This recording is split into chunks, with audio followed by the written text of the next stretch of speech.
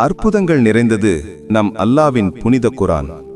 அதன் ஒவ்வொரு வசனமும் உலகை வியப்பில் ஆழ்த்துகிறது. இந்த அற்புதங்களை பார்த்துட்டு நிறைய பேர் இஸ்லாத்தை ஏத்துக்கிட்டு இருக்காங்க. இப்ப நம்ம பார்க்க போறது கடலின் ஆழத்தில் நடந்த குரானோடு தொடர்புடைய ஒரு ஆச்சரியமான சம்பவம். தென்னாப்பிரிக்காவில் ஸ்கூபா டைவிங் பண்ண சில பேரு கடலின் அடியில அல்லாவின் புனிதமான குரானை பார்த்ததா சொல்றாங்க. அதுவும் கிட்டத்தட்ட 18 மீட்டர் ஆழத்துல. அவ்வளவு ஆழத்திலையும் அந்த புனித குரான் எந்த சேதமும் இல்லாம அப்படியே இருந்திருக்கு. இந்த குரானை கண்டுபிடிச்சது இயான் ஹேகர்ங்கிறவர் தான். இவர் ஸ்கூபா டைவிங் செய்த போது எடுத்த அந்த படங்கள் சமூக ஊடகங்கள்ல பயங்கரமா வைரலாச்சு.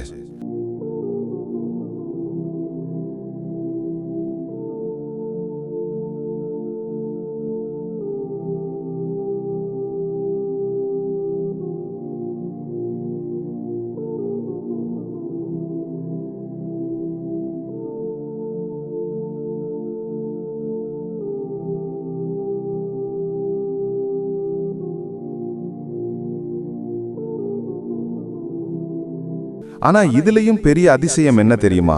அந்த குரான் திறந்த நிலையிலேயே காணப்பட்டுச்சு. அதுல திறந்திருந்த பக்கங்கள்ல நூஹ் நபியின் காலத்தில் நடந்த வரலாற்று சம்பவங்களை பத்தின வசனங்கள் தான் இருந்தன. அதாவது நூஹ் நபியோட காலத்துல அல்லாவை மறுத்த மக்களை இறைவன் பெருவெள்ளத்தால் அழிச்ச சம்பவம் அதுல குறிப்பிடப்பட்டிருந்துச்சு. நாம எல்லாரும் கொஞ்சம் யோசிச்சு பார்க்கணும். வேறு எந்த பக்கங்களும் திறக்காம அதே நீர்ல அதே வெள்ள சம்பவத்தை சுட்டிக்காட்டும் வசனங்கள் மட்டும் திறந்து கிடந்துச்சுன்னா அது அல்லாவோட மிகப்பெரிய அற்புதம் இல்லையா? ஒரு முஸ்லிமா பிறந்த நாம உண்மையிலேயே எவ்வளவு பாக்கியசாலிகள்!